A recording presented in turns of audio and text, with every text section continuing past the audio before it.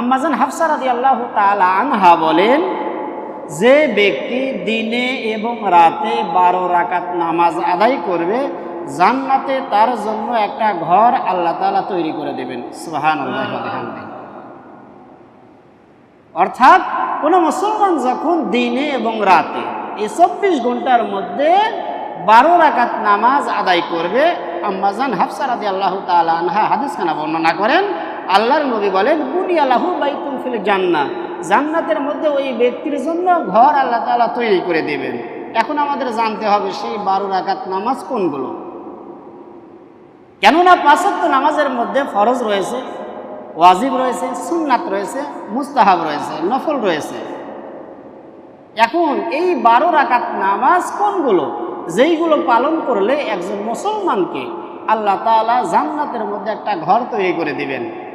সে কথাই আল্লাহর নবী বলছেন, আরবাআন ক্বাবলা যুহরি, যোহরের নামাজের আগে যেই 4 রাকাত আমরা সুন্নাত নামাজ পড়ি, এই 12 রাকাতের মধ্যে 4 রাকাতও একটা অংশ। অরাকাতাইনি বাদাহা, এরপরে আল্লাহর নবী বলছেন, জোহর নামাজ যখন শেষ হয়ে যাবে, এরপরে যে 2 রাকাত সুন্নাত নামাজ আমরা আদায় করি সেটাও এর অন্তর্ভুক্ত। অরাকাতাইনি বাদাল মাগরিব, মাগরিবের ফরজ যখন শেষ হয়ে যাবে, এরপরে যেই 2 রাকাত সুন্নাত পড়ি এটাও এর অংশ।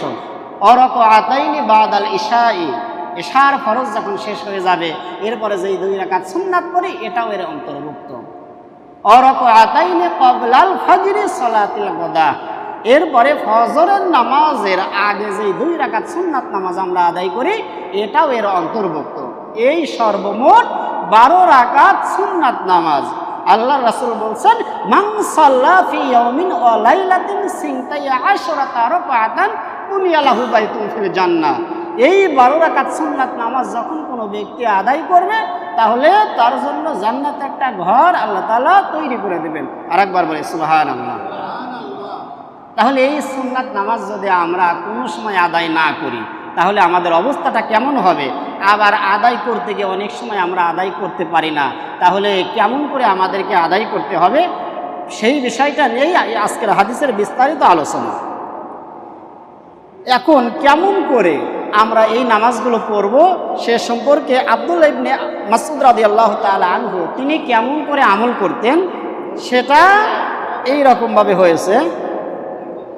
আন আব্দুল্লাহ ইবনে আবি মুসা قال جاءنا ابن مسعود رضي الله تعالى عنه والامام يصلي الصبح فصلى ركعتين الى ساريه ولم يكن صلى ركعتي الفجر رواه হাইশামী আও কামা ক্বালা আলাইহিস সালাতু ওয়াস সালাম। আব্দুল্লাহ ইবনে আবু মুসা বলেন, আমাদের মসজিদে আব্দুল্লাহ ইবনে মাসউদ রাদিয়াল্লাহু তাআলা আনহু তাশরিফ আনলেন। তখন ইমাম ফজরের নামাজ পড়ছিলেন।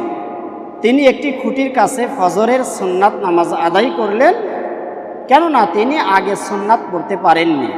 অর্থাৎ আমরা যখন ফজরের সময় মসজিদে আসবো, এসে যদি দেখি ইমাম ফজরের নামাজ শুরু করে দিয়েছে, আমরা কম বেশি সকলেই জানি ফজরের নামাজের কিরায়াতটা একটু লম্বা হয়। আমাদের উচিত হবে আগে সুন্নাত নামাজটা আদায় করে নেওয়া, এরপরে জামাতে শরীক হওয়া। এইটা হচ্ছে 1 নম্বর শর্ত। দ্বিতীয় শর্ত হলো, আমরা যদি চিন্তা ভাবনা করি যে না, আমি যদি সুন্নাত নামাজ আদায় করতে যাই তাহলে আমার ফরজ নামাজ ধরা সম্ভব হবে না, তখন 2টা পদ্ধতি আছে। 1 নম্বর পদ্ধতি হলো, আমাদের দেখতে হবে আমি অন্তত শেষ বৈঠকটা অর্থাৎ আত্তাহিয়াতুর বৈঠকটা পাবো কিনা।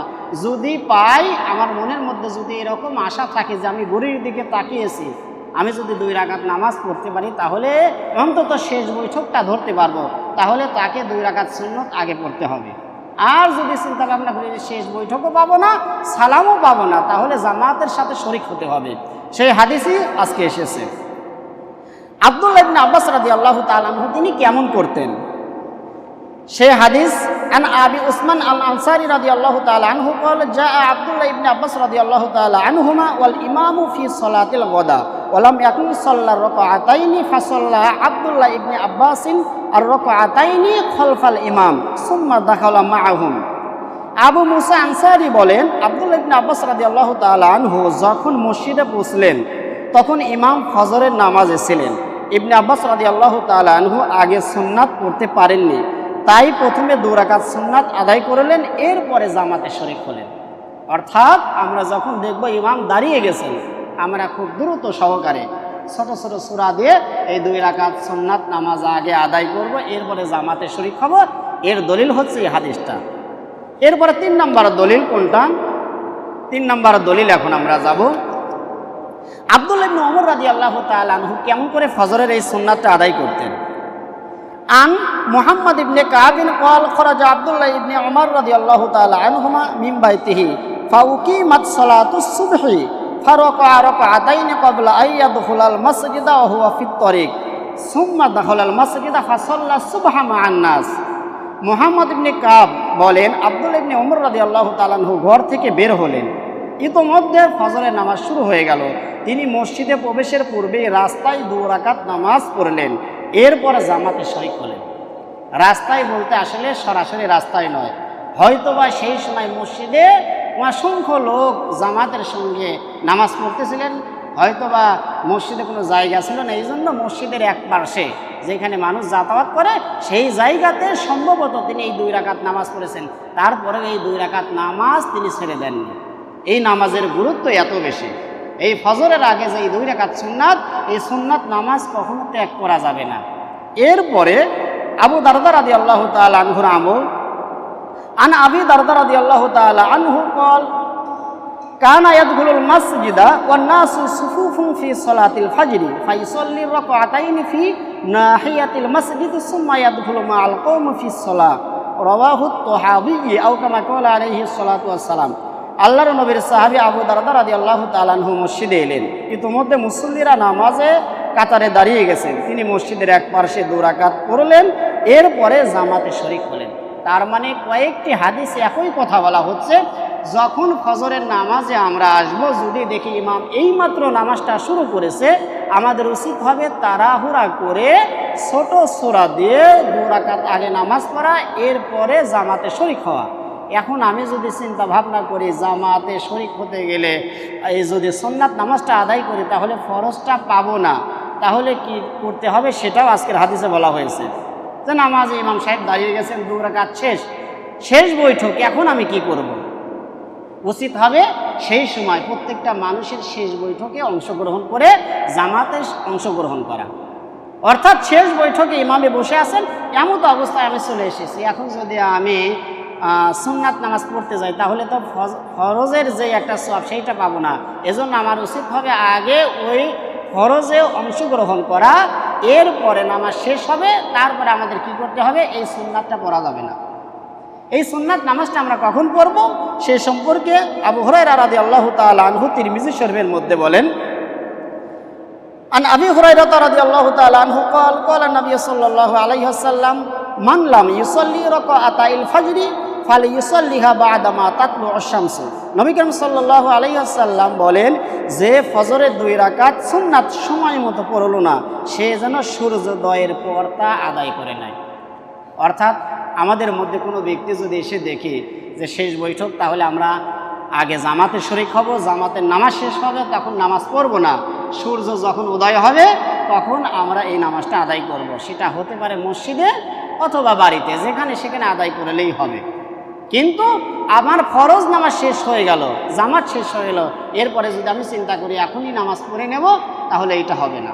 সরাসরি স্পষ্ট তিরমিজি শরীফের হাদিস। তবে হ্যাঁ, ওজোরের কোনো মাসলা হয় না।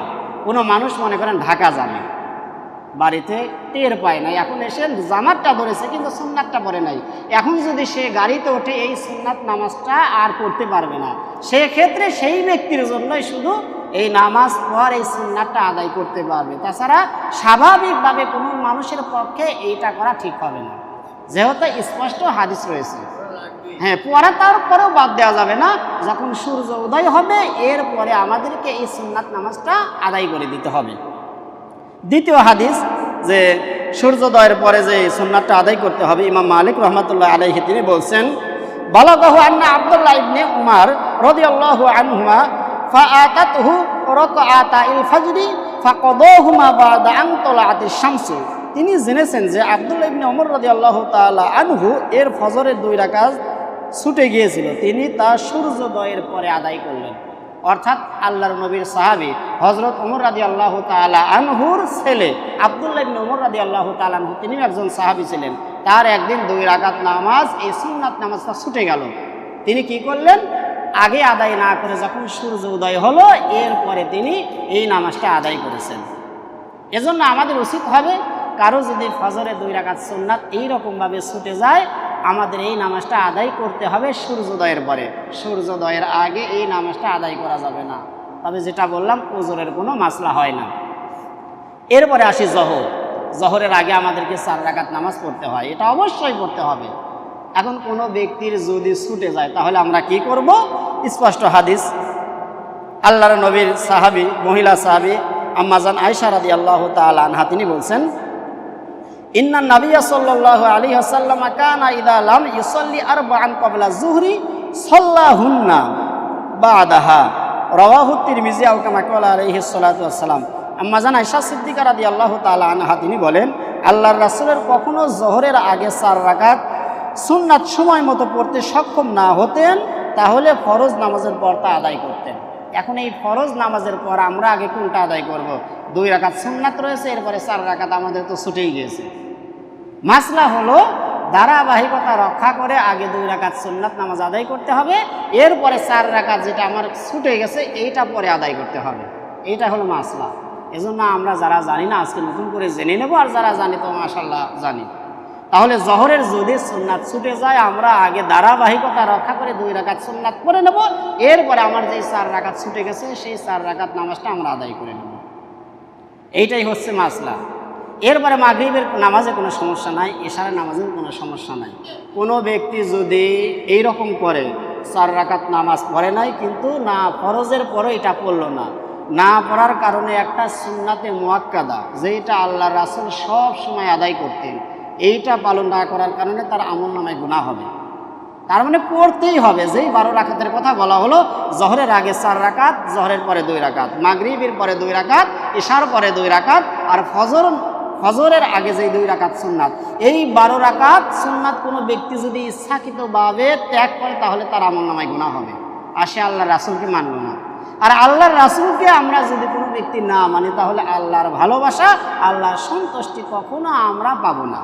এজন্য অবশ্যই এই 12 রাকাত নামাজ আমাকে পড়তেই হবে, বিকল্প কোনো রাস্তা নাই।